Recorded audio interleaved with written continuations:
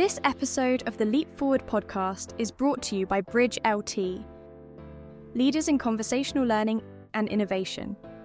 Through AI role plays, technical simulators, and comprehensive training programs, Bridge LT is revolutionizing the future of corporate and enterprise education. Today, we welcome Sarah Sloman, Chief Strategy Officer of Paythrough. Paythrough solves the existential problem of payments being an afterthought in the ecosystem. Sarah shares her 22 years in sustainable transport, arguing that EV adoption is underpinned by effective policy. She highlights the grim customer experience of public charging and discusses new technology like ISO 15118 for seamless car-as-wallet payments. Let's connect the dots to make EV charging invisible and efficient.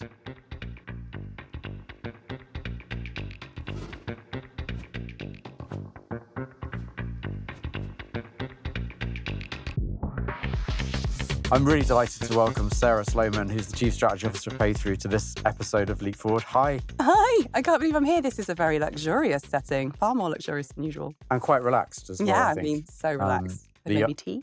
Bucket tea. Not for me. I went Builder's tea with 2 sugars, but yes, you're far more cultured than I. Okay, well, look, let's talk about Paythrough for a second. So why do you exist? What problems do you solve?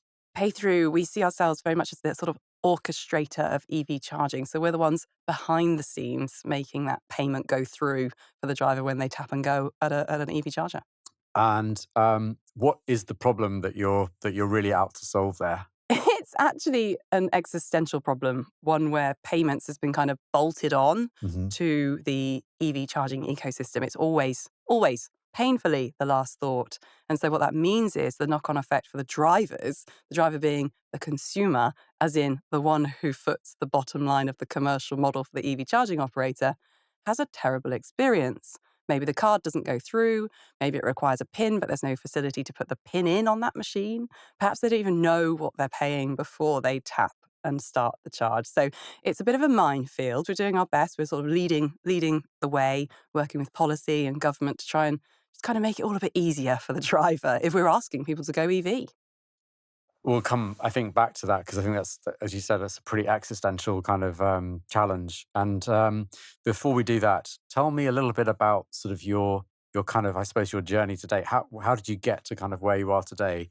No path is ever linear. No, it's not. And it's a very up and down and squiggly one, but the trajectory was always the same. I've just always known that I wanted to work in something sustainability focused. So I actually deliberately centered my education around that. So environmental science and geography and loads of voluntary work just to try to understand the landscape and how to affect it. I have been really blessed with some incredible roles and done the sort of leadership piece right through to the executive team at Paythrough, because when you have a strategic mind, you can touch all different elements of a business and try to identify the sort of quick wins, the progression, the growth. And if you're doing that for an industry that you love, like electric vehicles, and for me, it's all about the clean air argument, even though I do know the science behind the global changes that we're facing. It's a hugely emotive subject. Transport affects people, whether you can drive to the job that you want in a neighbouring city or not, whether you can afford the travel or not. And with this sort of push on the clean air targets and decarbonisation targets, we're asking a lot of people to make a decision to go EV, and I'm quite passionate about it. So what do you see as your kind of role in that? I'm very happy to be a thought leader on this. I went electric a long time ago. One of the projects that we were working on put our first EV charger into the Bristol area in 2010. So that's a very long time ago, considering the exponential rise in EVs now. But what my personal role is, I think, is I'm kind of a connector of dots. I'll bring companies together. I'll help leaders within those companies to see pitfalls and avoid them. And I take great pride in sharing what's now 22 years of experience in sustainable transport infrastructure projects, just to make that happen faster. And the UK is very much on the global map, very much on the global map. I hosted a dignitary from Holland, and in return, we've remained friends. And it's just so nice to swap notes on what used to be our inspiration. And now, in many ways, we're leading the way again. So it's sort of moved from being sort of theory into practice and and sort of inspiration to innovation to being just part of how we live, how we work. Underpinned by policy. And that's the thing I think people forget. We're very guilty of looking at commercial models and growth patterns and insane visions and missions and ambitions. And that's great, but it's always a carrot and stick game. So we could have the best vehicles in the world. We could have the best charging infrastructure in the world. But if nobody was being sort of helped, I nearly said forced there, helped along the decision pathway to go EV, I don't think we'd be anywhere near as successful as we've been so far.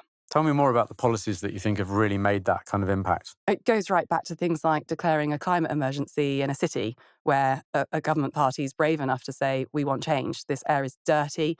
Our commuters are suffering with ill health. The roads are congested. We're losing billions in GDP because the production just isn't there when people are late for work or can't even get to work. Transport underpins all of that. And if you say to a city, I'm sorry, but no more diesel engines are allowed through the city, you force a change. Some are against it, some are for it. We sadly saw the first case of a legally proven death in a child here in London, and that changed everything. That was the first time that Ella's Law has been put forward as being, we have evidence that air pollution caused the fatality of this child. We have visual aids that you're walking your child to school holding their hand and the exhausts are in their faces. We're taller, we don't notice. But when you don't see that anymore and you don't go home from London with black stuff up your nose, you see and feel the tangible benefit of thinking that policy is doing a good thing. And it feels like a stick, but actually in the long run, it's probably a carrot. And what about sort of more kind of carrot-focused policy? There's a lot coming forward. I mean, there's huge grants, huge fiscal stimulus from government for people to go EV, whether that's a fleet or somebody that's looking to electrify a depot or a yard that they already own. We ourselves benefited in the early days of EV adoption from huge price reduction on ownership of EV. But the one I'm really looking forward to is the second-hand market. All those people that went EV 3 to 5 years ago can now sort of sell that car or give that car back. And then the next round of people who didn't have 50 grand, whatever, to spend on a vehicle can look at them in the sort of 10, 15, 20,000, which is much more feasible. And those batteries are lasting far longer than anybody expected.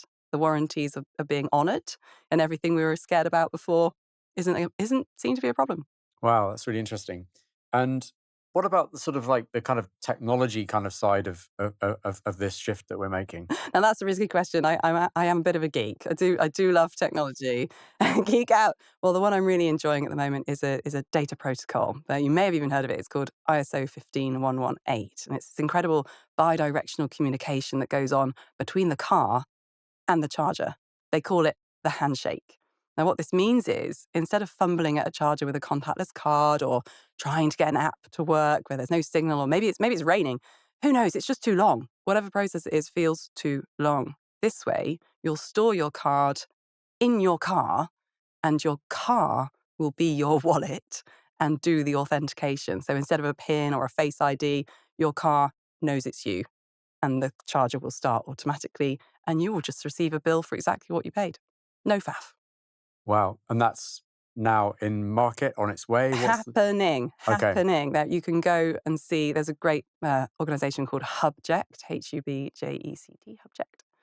And they have logos galore of all of the OEMs, all the car manufacturers who are ready for this, and all of the people who run charge points or charge point operating systems who are ready for this. Just got to turn it on.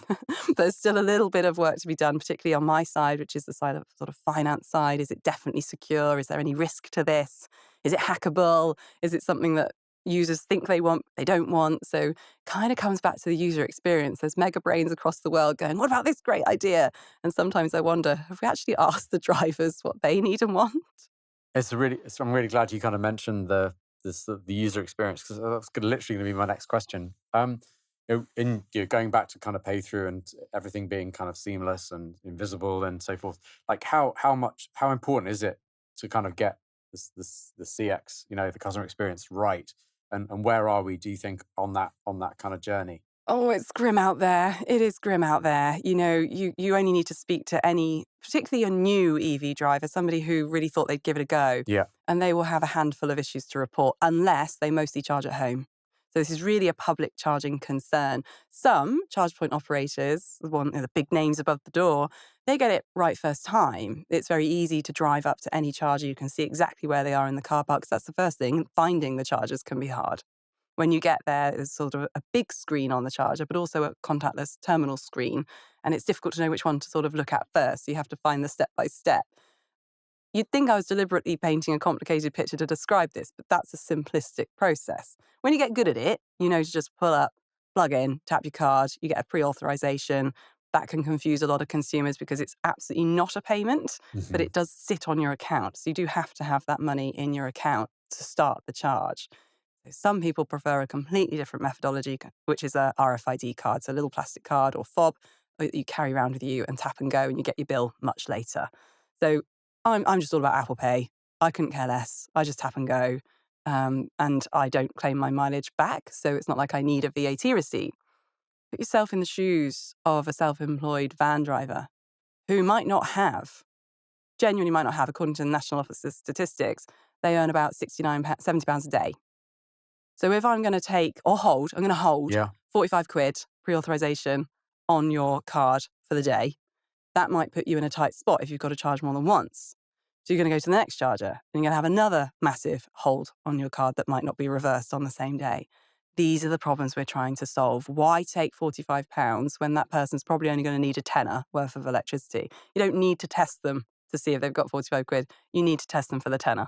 So we're working on some really cool innovations with some mega brains in Europe to see if we can make it more incremental rather than a big hard whack each time. And it's really interesting when you were talking about sort of the dignitary, and where the UK is. I was lucky enough to go to Shanghai quite recently, and I couldn't see anywhere anything else other than an EV driving around that city. Are we leading the way? Like, what other kind of inspiration can we get? Who else is innovating kind of around the world? China just deserves its own category. Right. I'll give you that. If you go to Shenzhen, they've got more chargers in one city than we've got in the whole country. Wow. Yeah, wow. Their lives are just really super different to ours. That's important to note as well. And it depends completely on that sort of government rule, on that cultural appetite. We often look to Norway and Finland and Sweden and say, wow, they've done incredibly well compared to us. But they do rule in a different way. There was very little choice given, and there was a lot of incentive given at the exact same time. I think we're a bit more liberal in the UK in the sense that we like our consumers to make long-term choices. But you're right, that does cause a lot of umming and ahhing. Even last night, I had already had 2 stage shows during the day at EV Charge Live in Birmingham. And yesterday evening, I volunteered at one of my sort of local climate action networks because these incredibly heartfelt people wanted to understand EV, and they were scared of the headlines about they're going to catch fire and it's really bad for the earth and it's way better to just keep your diesel and petrol running. There was some really good moods in the room about curious thoughts around it. So it doesn't matter how much information's out there. You have to make up your own mind about your lifestyle and what works for you. And the government can only take you so far on that through penalties and incentives. People are very good at dodging either of those. And what's going on in, from a technology perspective, in a more kind of, battery kind of life or range, or the use of AI to be really smart around. So paint me a bit of a picture of kind of the overall kind of direction of travel from hard sort of tech perspective, I guess. Nice. AI does not go away. I love it how people call it the AI, like the COVID. AI's been in existence in our industry for such a long time in the sense that data is our lifeblood. If you don't have data, you can't analyze the performance of a vehicle, or in my world, the performance of a payment system. And really all it means is streamlining that. It's accelerating that. So this AI implementation means that brains don't have to be scratched quite so hard. So I love that element of it. And we work with a lot of, particularly my other passion is the EV Cafe. We've got a large community who are all EV curious or indeed evangelists. And we get together and we try to work out what is the stumbling block, what's stopping people from moving forward. And one of the sponsors of that is Webfleet. They're part of the Bridgestone group, and they work with an amazing contact called Dynamon. And what they do is they take that raw data about where people travel and how, and the statistics that the vehicle spits out every second of every day of every minute. And I love seeing those projections, because what that means is they can optimize, they can make things more efficient. So if you're a fleet operator and you're looking to make this commercial model stack up for you, you'd be kind of mad to not assess the data first. It could be that you've got vehicles on your fleet that would be so much more cost effective, so much more efficient, and so much more compliant if you analyze the data and show that that vehicle should really be an EV.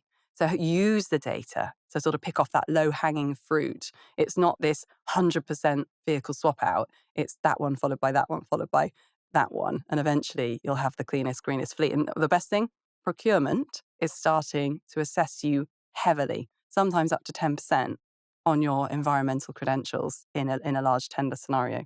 That's another sort of policy kind of adjustment. I know, it's so boring, isn't it? It's No, the tweed. it's interesting. It's very useful to also think about. What when you're sort of thinking about sort of measuring kind of where we are and where we're going, what are your kind of go-to kind of metrics? I think there's a few. If you look at the number of vehicles on the road today, weigh that up with the number of registrations as well, because you've got to think about the ones that are leased and owned. But also there's just that visual cue. You just described your trip to China and you looked around.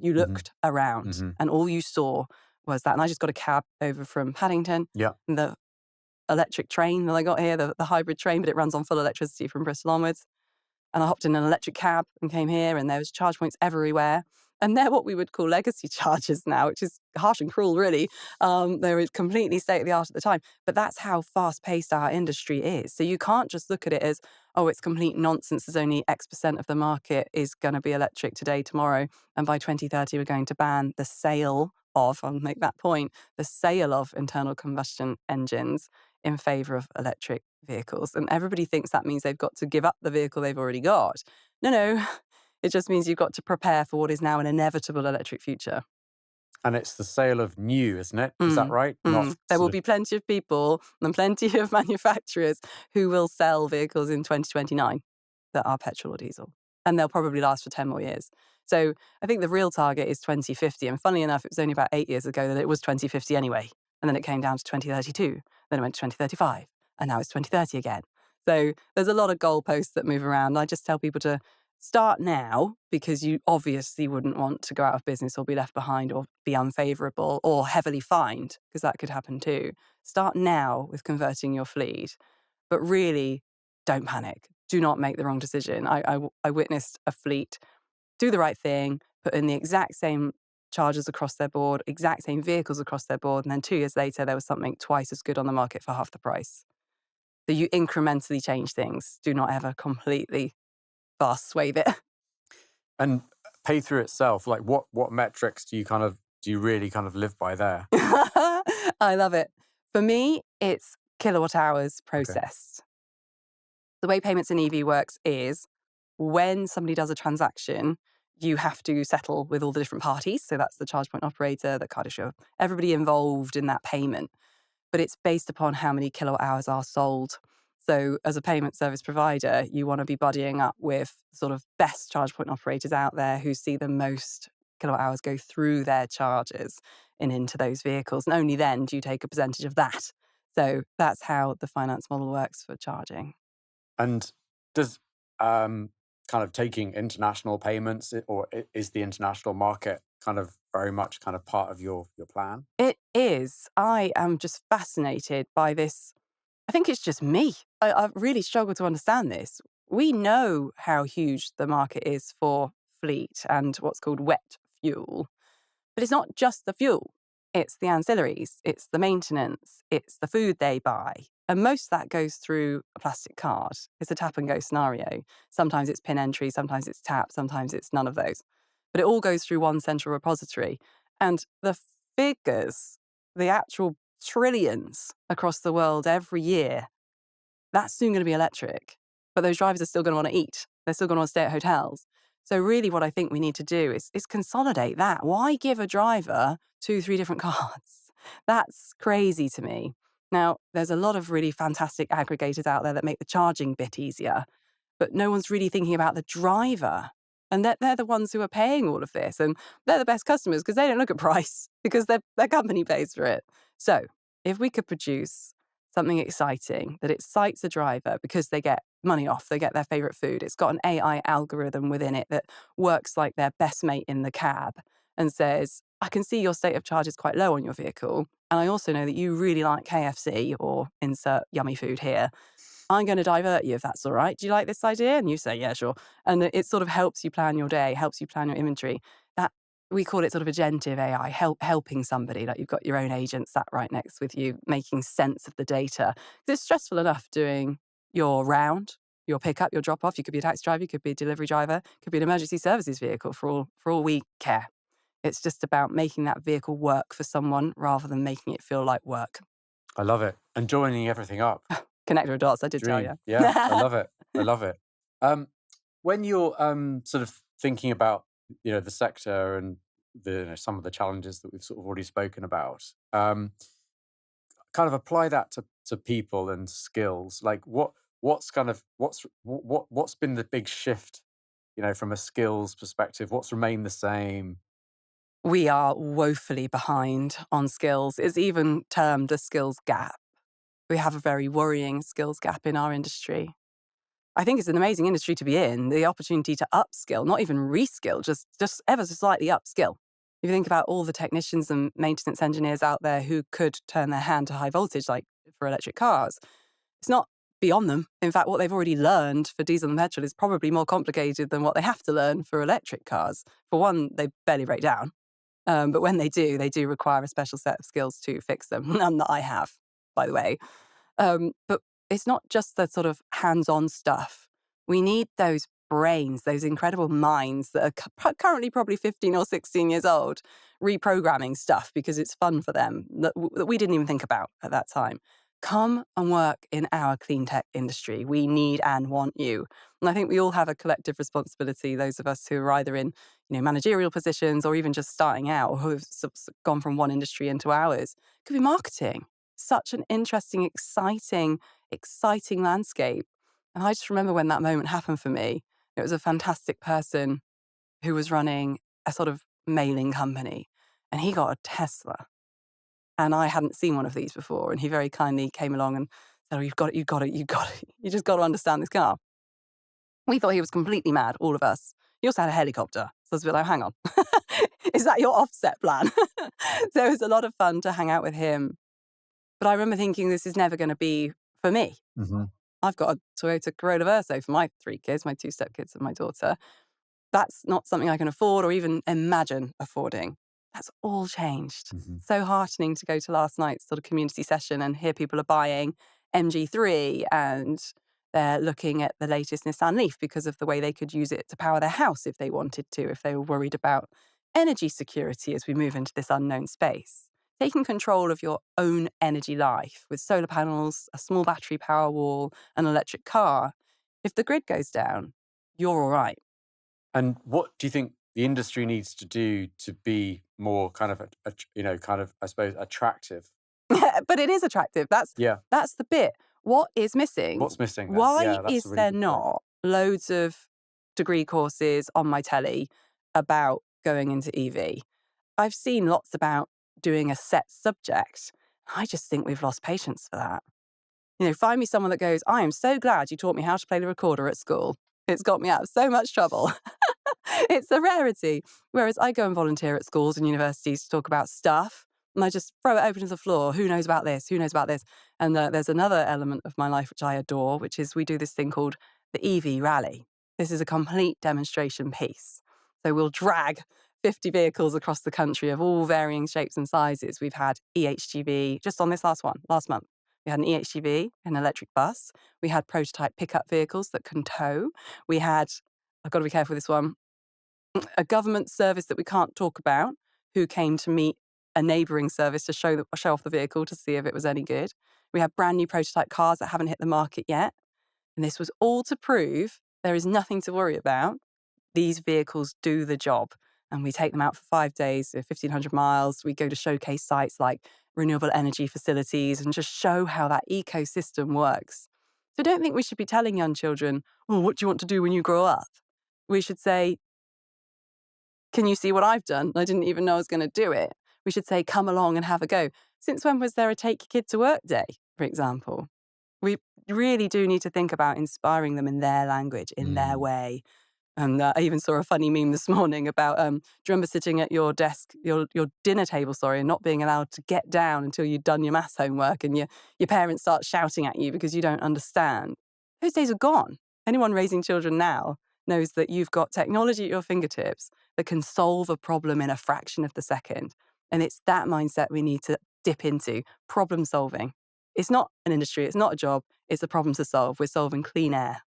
It's a really good segue into my next point, which is, I think, around the sort of, I suppose, the kind of what you look for when in terms of teams and colleagues. What are the sort of the kind of the things that sort of you feel are absolutely imperative, and obviously problem solving kind of sounds like one. Yeah, and not being afraid to just talk. You don't have to be scripted ever.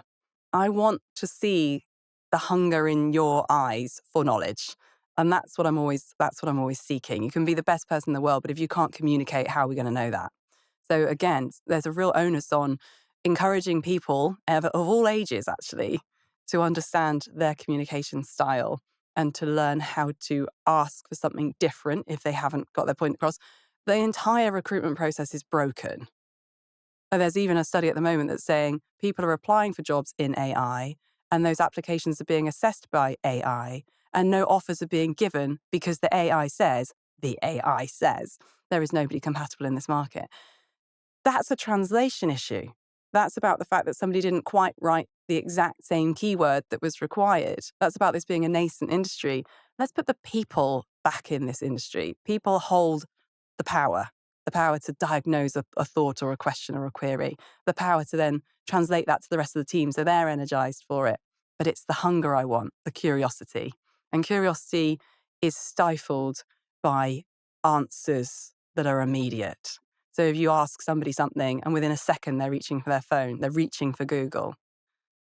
I like someone that goes, oh, that's just reminded me of something. Have you ever heard of this thing? And then you swap back and forth and back and forth and back and forth. And it might be slower, but you're going to end up with 5 times the content. And I find that really inspiring. The human brain is un-AI-able. For how long? I know. Well, I also do strongly believe we're not going to lose jobs to AI, but I will lose my job to somebody who's better at manipulating AI than I am. So I'm in no way anti-AI. But I have tested it. And at this point in my industry, which is very new, there are quite a few inaccuracies that I've unearthed by challenging AI.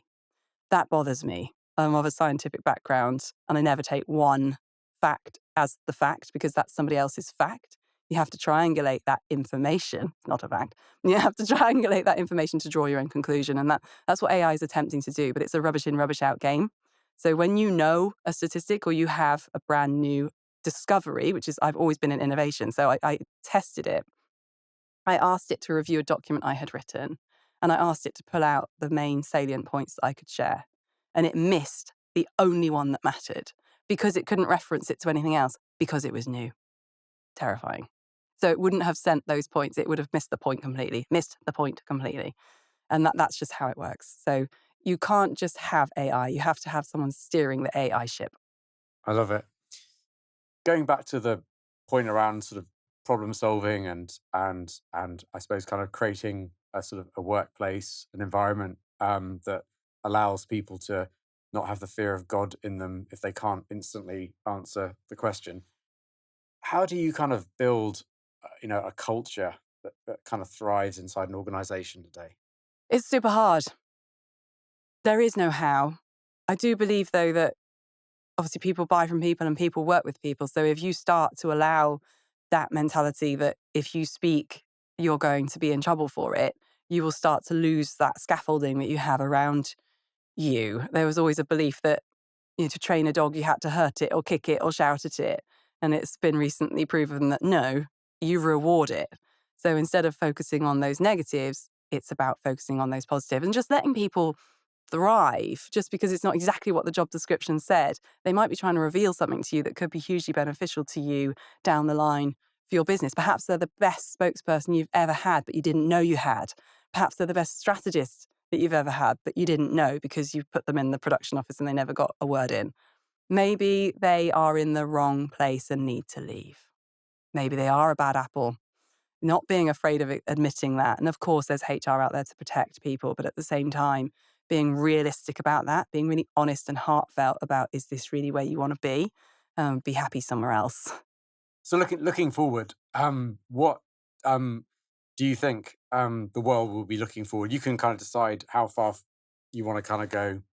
Is it 5, 10 years time? What would we be talking about in 5 or 10 years time? Oh my goodness, what a wonderful thing to ask. And my mind instantly goes to the word boring.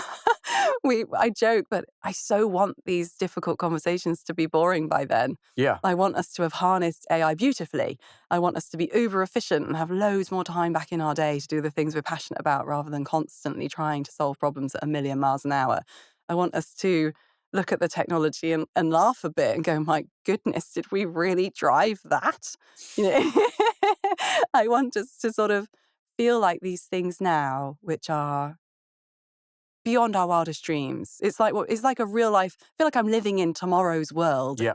People who are the same age as me will know what that show is. It was just this fantastic show that we sat around this tiny little 16-inch TV screen, all 4 of us, staring, going, there's no way that's going to happen. There's no chance that'll be real. And yet it is. And so we're kind of having day-to-day tomorrow's world every single day. Every single email I open with a brand new idea, and we roll our eyes and we run the commercial model and we go, oh, that's never going to work. And yes, businesses fail. Some of them push through and we end up in a position of normality. That thing that seems so crazy is now real. And I love that concept that we'll look back at this and go, who cares? The EHGVs are everywhere now. That's when we know we're there. Yeah. If you could kind of go back to yourself, I suppose, when you were first starting out, what sort of one piece of advice kind of would you give? Oh, what a beautifully worded question. I nearly said, do not be afraid. Because I think when you're building a career, you are nervous. You are nervous to look stupid. You are nervous to say the wrong thing to the wrong people and limit yourself. And I think that sort of limiting factor stems right back to your childhood, right back to your schooling, the way you're brought up and educated. And that's what I'm very hopeful for, is that the children of today won't have the same problems with hierarchy or the same problems with gender or the same unconscious bias, of which I unfortunately have many, many case studies of happening, to the point where in my early career, I never used to put my full name so they didn't know I was a female. In my early career, somebody once thought that my name was Sam and that when I turned up, they turned me away because they didn't want a woman working in the warehouse with them.